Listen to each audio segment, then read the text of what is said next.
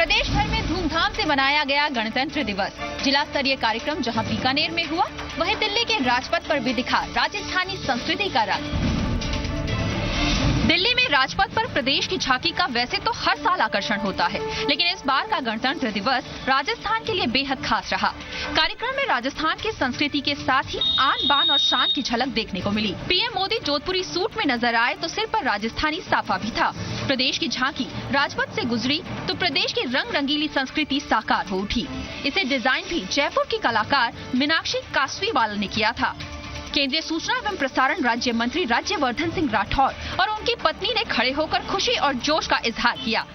धरती धोरारी गीत पर राजस्थान की संस्कृति पेश की गई तो राजपथ पर मौजूद हर आम खास रोमांचित हो गया। प्रदेश की झांकी में हवा महल और दूसरे राजस्थानी रंगों को देखकर हर कोई उत्साहित दिखा। इसी के साथ लोक कलाकारों की प्रस्तुति ने समा बांध दिया। देश में सहिष्णुता और असहिष्णुता पर बहस चल रही है और इस बहस की परछाई गणतंत्र दिवस के कार्यक्रम में भी दिखी। विधानसभा में तिरंगा फहराने के बाद विधानसभा अध्यक्ष कैलाश मेघवाल ने कहा कि देश में असहिष्णुता पर जो बहस छिड़ी हुई है वो मुद्दा ही गलत है और उन्होंने कहा कि इसकी जनक कांग्रेस ही है। असहिष्णुता को लेकर हो रही बयानबाजियों के लिए विधानसभा अध्यक्ष कांग्रेस को जिम्मेदार ठहराते हैं। विधानसभा अध्यक्ष कैलाश मेघवाल ने कहा कि इस समय देश में सबसे बड़ी बुराई सहिष्णुता की बहस है और ये एक साजिश है। विधानसभा अध्यक्ष ने कांग्रेस पर निशाना साधते हुए कहा कि कांग्रेस शासन का झुकाव वामपंथियों को लेकर ज्यादा रहा और सम्मान लौटाने वाले लोग भी उसी विचारधारा के ज्यादा दिखते हैं। आज हम हमारे देश में जो बहस खड़ी है वो इसमें क्या शब्द प्रयोग करूं, लेकिन उसका जो कारण है मेरी दृष्टि से कारण ये है कि कांग्रेस शासन में और कांग्रेस शासन में आई तो कांग्रेस का झुकाव वामपंथ की ओर था और वामपंथ की ओर था तो ये जितने आज जो है जिन्होंने अपने पदे छोड़ी है ये सब उस समय की कांग्रेस के दिए गए पद है, दिए गए वो है, तो उनका वैचारिक दृष्टि से आज उनको पचड़ेगा। वहीं असहिष्णुता के मसले पर अशोक परनामी का कहना है कि जिन लोगों ने अवार्ड लौटाए थे वो देश हित में नहीं था और अब कुछ लोगों को ये समझ आ रहा है कि उन्होंने गलत काम किया। परनामी ने कहा कि भगवान अवार्ड लौटाने वालों को सद्बुद्धि दे। इसके साथ ही इस मसले पर पीसीसी चीफ सचिन पायलट ने कहा कि सहिष्णुता और असहिष्णुता बेहद संवेदनशील विषय है और इसमें सत्ताधारी पार्टी की जिम्मेदारी है कि वो सबको साथ लेकर चले, सबकी बात सुने। अनुपम खेर द्वारा जयपुर लिटरेचर फेस्टिवल में मंच पर आपत्तिजनक शब्दों का इस्तेमाल करने पर पायलट ने कहा कि केवल गाली देना या अभद्र भाषा का इस्तेमाल करना ही सहिष्णुता नहीं हो जाता।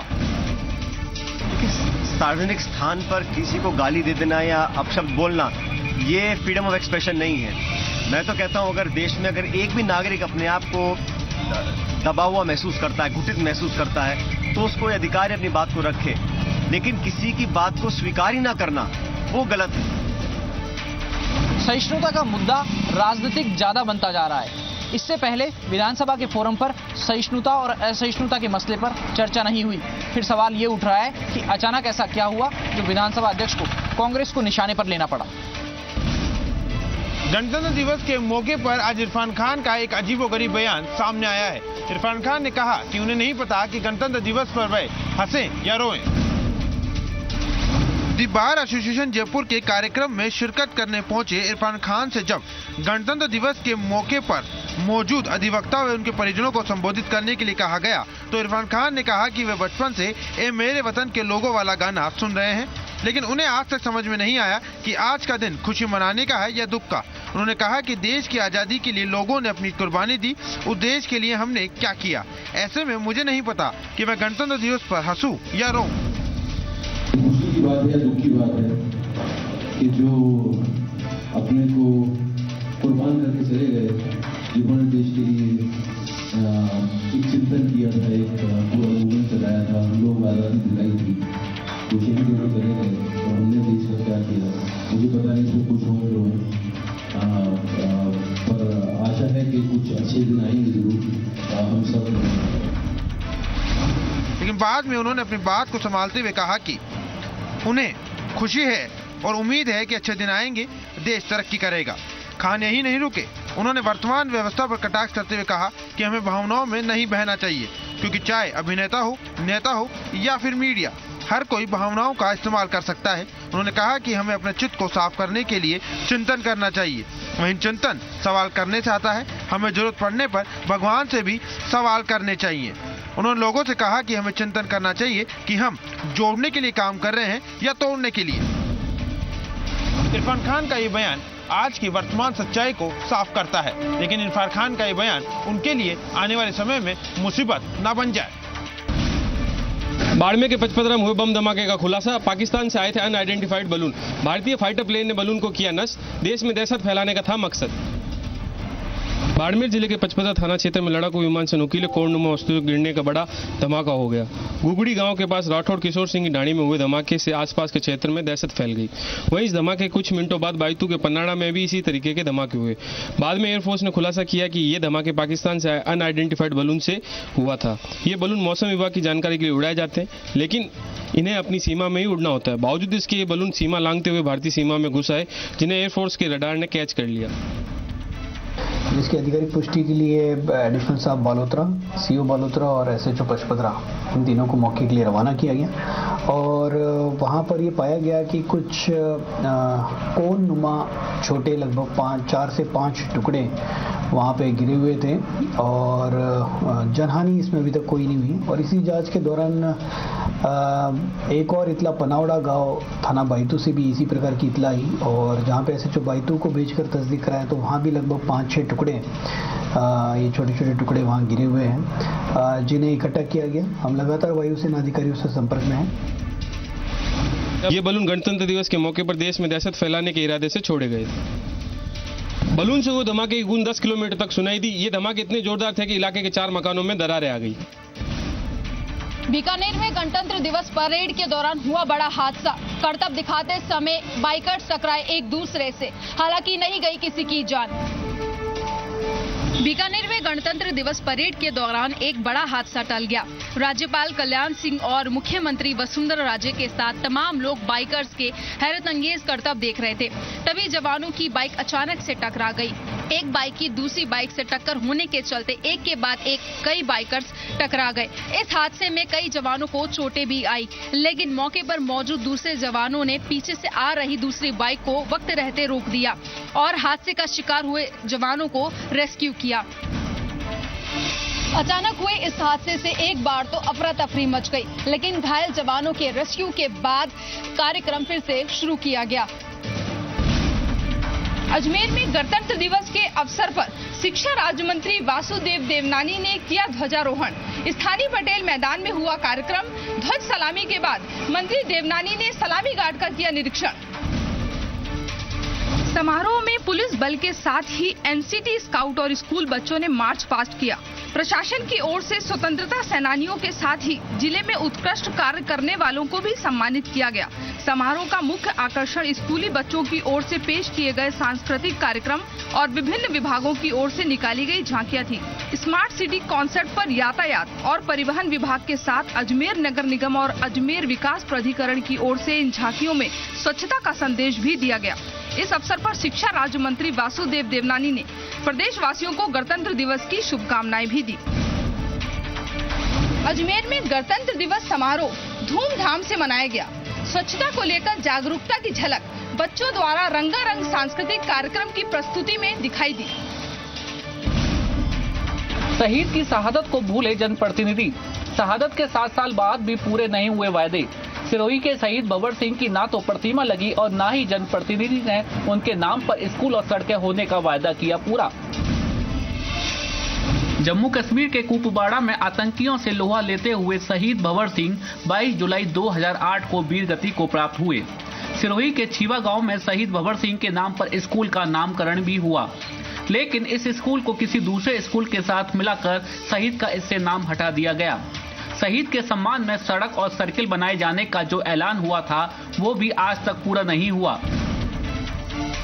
मेरे आने से पहले जो विद्यालय वर्तमान में सीनियर स्कूल मर्ज प्राथमिक विद्यालय वहाँ गांव के बाहर संचालित था, संबंधित शहीद के अभिभावकों द्वारा राज्य सरकार को इसके बारे में लिखा है, लेकिन अभी तक इस पर कोई कार्रवाई नहीं हुई। स्मारक बनाना का बोला था तो वो भी नहीं बना अभी तक। यह जो अटवाड़ा राजस्थान नेशनल हाईवे से अटवाड़ा तक सब किया था और 5 लेवल तक, वो भी अभी तक नहीं हुआ सब।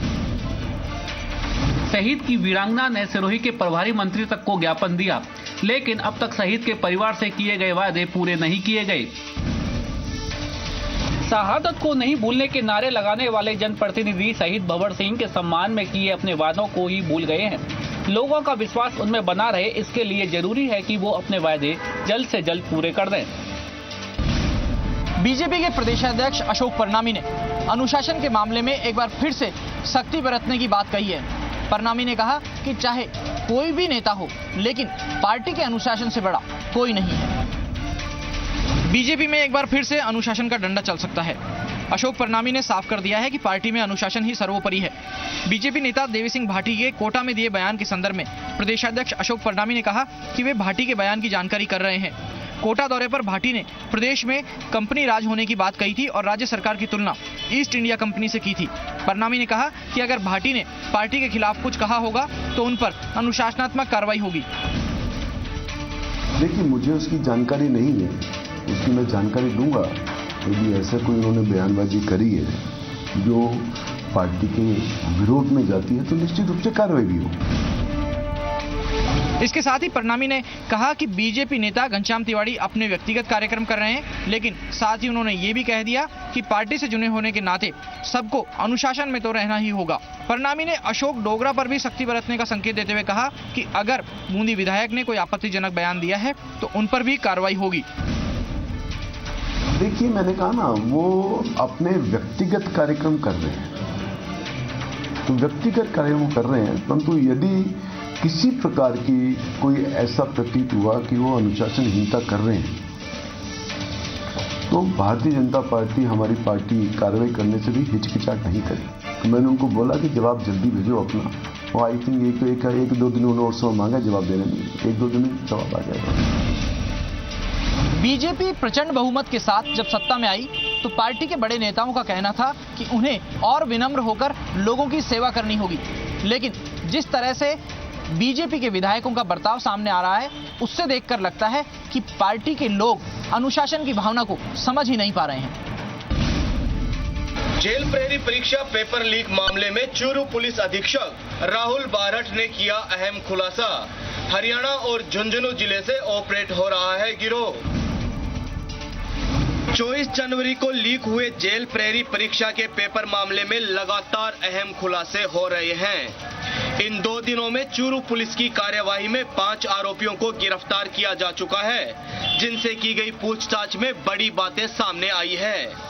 चूरू एसपी राहुल बारठ ने बताया कि जेल प्रहरी पेपर लीक मामले के सरगना हरियाणा और झुंझुनू जिले के हैं और वहीं से ये गिरोह ऑपरेट हो रहा है। झुंझुनू में एक हॉस्टल संचालन कर रहा है एक व्यक्ति, जिसको हिरासत में लिया गया और उससे पूछताछ की गई। तब ये चीज सामने आई कि 2,30,000 रुपए प्रति पेपर के हिसाब से इन्होंने सौदा किया था पेपर का, और ये पेपर लीक आउट करने में हरियाणा के 2 व्यक्ति, मोहित और मनीष, ये दोनों रेवाड़ी के जो रहने वाले हैं, इनकी मुख्य भूमिका थी। पूछताछ में ये चीज सामने आएगी कि एक्चुअली ये पेपर किस मॉडस ऑपरेंडी से ये लोग इस पेपर को लीक आउट करते थे। बिल्कुल इससे पहले भी कुछ पेपर में इन्होंने लीक आउट करने का प्रयास किया है। जेल प्रहरी परीक्षा का पेपर 2,30,000 प्रति पेपर के हिसाब से बेचा गया था। पूछताछ में ये भी खुलासा हुआ है कि इसी गिरोह ने एसएससी के पेपर भी लीक करवाए थे। पुलिस ने झुंझुनू कोचिंग संचालक को इस मामले में जहां गिरफ्तार किया है, वहीं एक प्रशिक्षु सिपाही को भी हिरासत में लिया है। पेपर लीक मामले में एएसपी केसर सिंह के नेतृत्व में पुलिस की कार्यवाही जारी है, क्योंकि आरोपियों से पूछताछ के बाद अभी और आरोपियों को पकड़े जाने की संभावना बढ़ गई है। टोंक में राज्य महिला आयोग की अध्यक्ष सुमन शर्मा ने किया दावा, आयोग के हाल सुधारने का किया दावा, टोल फ्री नंबर को एवीआर पर रखने की कही बात, साथ ही 164 के बयानों की वीडियो रिकॉर्डिंग करवाने का भी किया दावा। जल्द होंगे आदेश जारी। नवनियुक्त राज्य महिला आयोग के प्रदेशाध्यक्ष सुमन शर्मा एक दिवसीय दौरे पर टोंक पहुंची और सर्किट हाउस में जिले के अधिकारियों के साथ बैठक ली। टोंक जिला कलेक्टर रेखा गुप्ता, एसपी दीपक कुमार, जिला महिला आयोग की सदस्य और एनजीओ के साथ गहन चर्चा की। शर्मा ने सख्त लहजे से पुलिस अधीक्षक को साफ कहा कि प्रदेश के थानों को अलर्ट होना होगा। वो अक्सर महिला पीड़िताओं के साथ पुलिस थानों में संवेदनशीलता नहीं दिखाई जाती। एसपी दीपक कुमार को चेतावनी देते हुए कहा कि अगर जल्द नहीं सुधरे तो मैं सुधार दूंगी। मीडिया से बात करते हुए कहा कि टोंक जिले में महिला प्रताड़नाओं के लंबित 17 मामलों पर चर्चा की गई और जल्द निस्तारण के निर्देश दिए हैं। साथ ही मीडिया से बात करते हुए प्रदेश की महिला आयोग में अव्यवस्थाओं पर बड़ी बेबाकी से बात की। कहा पहले टोल फ्री नंबर पर ठीक से परिवादियों को रेस्पॉन्स नहीं मिलता था, लगातार शिकायतें मिलती थी और कई अव्यवस्थाएं थी, लेकिन अब मार्च माह तक सभी अव्यवस्थाओं में बदलाव किया जा रहा है। आयोग का जल्द एक ऐप भी लॉन्च करने की तैयारी की जा रही है। साथ ही टोल फ्री नंबर की भी ऑटोमेटिक वॉइस रिकॉर्डिंग शुरू की जा रही है। लंबित मामले 17 मेरे पास आए थे। वो सारे 17 मामले पे बातचीत हुई कि क्यों विलंब हुआ, क्यों नहीं इस केस में रिजल्ट मिला अपने को, वो सब चर्चा हुई। और सीधे तौर पे जो मेरा मकसद है इन अधिकारियों से बात करने के पीछे वो है कि थाने अलर्ट हो। जैसे हमारा कॉल सेंटर है, वहाँ पे जो कॉल्स आते थे वो कैसे लिया जाता था मैं नहीं जानती पिछले दिनों में, लेकिन मैं जब से आई हूँ उसको AVR पे ले रही हूँ, ऑटोमेटिक वॉइस रिकॉर्डर कहते हैं, ताकि जो हमारे काउंसलर या जो हमारे ऑपरेटर बात कर रहे हैं और जो उधर से आ रही है वो सारी बातें मेरे सामने आ जाए। 164 के बयान में जो मैजिस्ट्रेट और सब लोग के सामने बयान होते थे, दोनों तरफ से आरोप लगता है। महिला भी पलट जाती है कई बार बयान से और वो कहती है कि मेरे बयान भी प्रॉपर दर्ज नहीं हुए, तो इसलिए उसकी भी मैं वीडियो रिकॉर्डिंग का प्रावधान कर रही हूँ। वहीं महिला प्रताड़नाओं के में होने वाले 164 के बयानों की भी वीडियो रिकॉर्डिंग करवाने की बात की। मामला न्यायिक प्रक्रिया से जुड़ा होने के सवाल पर शर्मा ने साफ कहा कि अक्सर अधिकारियों पर भी आरोप लगते रहे हैं और मामलों के निस्तारण के लिए एक जरूरी है जल्द ही बयान बदलने वाली महिलाओं के खिलाफ भी क्रिमिनल केस दर्ज हो सकेंगे। राज्य महिला आयोग की प्रदेशाध्यक्ष सुमन शर्मा ने आयोग की व्यवस्था बदल मजबूत करने के दावे तो किए हैं, लेकिन देखने वाली बात होगी कि ये दावे कब जमीनी हकीकत में बदल पाएंगे और प्रदेश में लंबित महिला प्रताड़नाओं के मामले कब निस्तारण हो पाएगा। मुख्यमंत्री जल स्वावलंबन योजना का शुभारंभ कल। उच्च शिक्षा मंत्री कालीचरण सराफ कल जयपुर में करेंगे शुभारंभ। गांव में बूंद बूंद बचाने के लिए प्रदेश सरकार का अभियान कल से शुरू होने वाला है। यह जयपुर जिले से मुख्यमंत्री जल स्वावलंबन योजना का शुभारंभ कल सुबह प्रभारी मंत्री कालीचरण सराफ करेंगे। जयपुर जिले में इस योजना का शुभारंभ पंचायत समिति जमवा रामगढ़ के ग्राम मानोता से किया जाएगा। आदरणीय मुख्यमंत्री जी झालावाड़ में करेगी और उसका आगाज जयपुर जिले में जमवा रामगढ़ तहसील के मानोता गांव से होगा। तो मैं सभी को आमंत्रित करूंगा कि उस कार्यक्रम में अधिक से अधिक शिरकत करके और जो जल स्वावलंबन योजना का महत्वाकांक्षी कार्यक्रम प्रदेश में लागू हो रहा है उसको जन आंदोलन में परिवर्तित करें। यह योजना 15 पंचायत समितियों में 162 गांवों में जाकर बूंद बूंद बचाने के लिए लोगों को जागरूक करेगी। इसके साथ साथ प्रदेश के सभी जिलों में भी ऐसा ही कुछ अभियान चलाया जाएगा। जयपुर में आयोजित होने वाले इस कार्यक्रम में मंत्री कालीचरण सराफ के साथ साथ जिला प्रमुख मूलचंद मीणा, जिला कलेक्टर कृष्ण कुणाल सहित कई अधिकारी भी शामिल होंगे। इसके साथ साथ विधायक भी अपने क्षेत्र में पानी बचाने के लिए लोगों को जागरूक करेंगे। बूंद बूंद बचाने के लिए यह अभियान ब्लॉक स्तर पर भी काम करेगा। इसके साथ साथ विधायक भी अपने क्षेत्र में जागरूकता रैली निकालकर इस अभियान को साकार करेंगे। झुंझुनू में निजी बस ने बच्ची को कुचला, बच्ची ने मौके पर ही तोड़ा दम। सड़क पार करते हुए हादसे के बाद आरोपी ड्राइवर हुआ फरार। भैसावता खुर्द में एक निजी बस की टक्कर से एक बच्ची की मौत हो गई। इशिका नाम की ये बच्ची स्कूल में आयोजित गणतंत्र दिवस का कार्यक्रम देखकर घर लौट रही थी। सड़क पार करते वक्त एक निजी बस ने इशिका को टक्कर मार दी, जिससे मौके पर ही उसकी मौत हो गई। बच्ची को लेके आए हैं पुलिस वाले, जिसकी ऑन द स्पॉट डेथ हो गई है एक प्राइवेट बस से टक्कर से। स्कूल के जस्ट सामने हुआ था बसावता के पास। सो वो तो ब्रॉड डेड थी, अभी हमारे पास जो आई थी, तो अभी हम पोस्टमार्टम के लिए उसको कोपर भेज दिया गया है। हादसे के बाद बस चालक बस को मौके पर ही छोड़कर फरार हो गया। घटना की जानकारी मिलने पर पुलिस मौके पर पहुंची और शव को कब्जे में लेकर उसका पोस्टमार्टम कराया। पुलिस ने बस को भी जब्त कर लिया है। यूकेजी में पढ़ने वाले इशिका की मौत के बाद उसके घर में मातम सा छा गया। वहीं पुलिस ने मामला दर्ज कर आरोपी बस ड्राइवर की तलाश शुरू कर दी है।